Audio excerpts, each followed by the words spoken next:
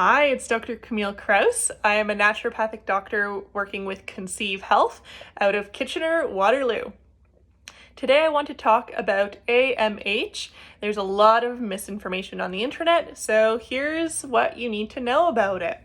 So anti-Müllerian hormone is very specifically used to tell us how many follicles a woman has.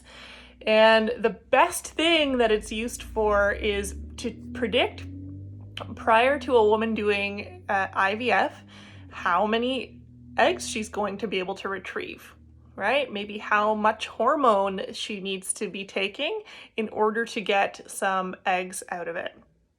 That's what it's used for, and it's used very well, very reliably that way.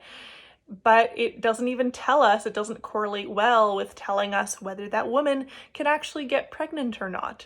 So even if, whether she has, 3 eggs retrieved or 27 eggs retrieved, that doesn't correlate to whether she's going to get a pregnancy out of it, because all you need is that one healthy egg.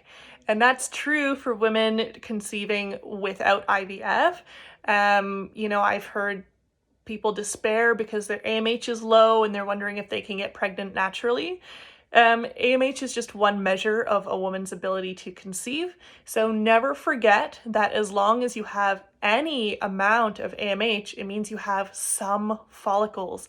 And all you need is that one follicle and that one egg to ovulate every month for your chances to conceive. So as long as you're ovulating, and I talked about how to know if you're ovulating and how to predict when you ovulate in another video, then you have a chance, right? The other thing you need to know is there's been a lot of back and forth about, when to test AMH, and a lot of sources, there's a lot of kind of scientific back and forth about whether timing matters, and the overall consensus was no.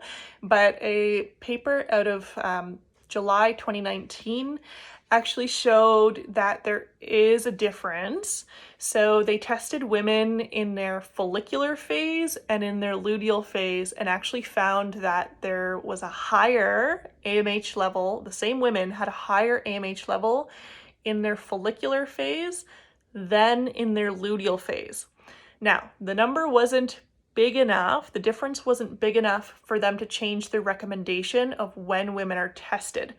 But I read what the numbers actually were, and the difference was a 1-point difference if you're looking at American units, which are nanograms per mil.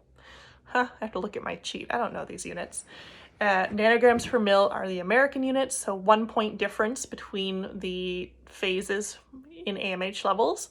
And in Canadian units, which are picomoles per liter, the difference was 2.2. It doesn't sound like a lot, but that's the difference for some women, based on where their cutoffs are. That can be the difference between feeling totally hopeless and having some hope. So I think it could still matter when you have that AMH level tested. I actually had a patient in my clinic. I was going through her chart. She had 2 AMH levels done about a month apart. And I asked her about them, and I said, why were these tested, a month apart? What did you do? What did you change? And she had no idea that they were even tested. She didn't know. And when we looked at the numbers, the first test was an 8 and the second test was a 15. And she hadn't done anything. She didn't even know they were tested. So it's not like she went through this big lifestyle overhaul. So, I can't totally explain that. Maybe it was a different phase in her cycle. Maybe the test has a degree or a margin of error. But again, I don't want you to pin all of your hopes and beliefs on the AMH level. There are so many other things that can go into, a woman's fertility and her chances of conception. And I would say that's like one part of it, but naturopathically, I'm looking at a woman's overall health, and there are just so many other things that we can do. So keep watching my videos, and maybe I'll give away some more of my secrets.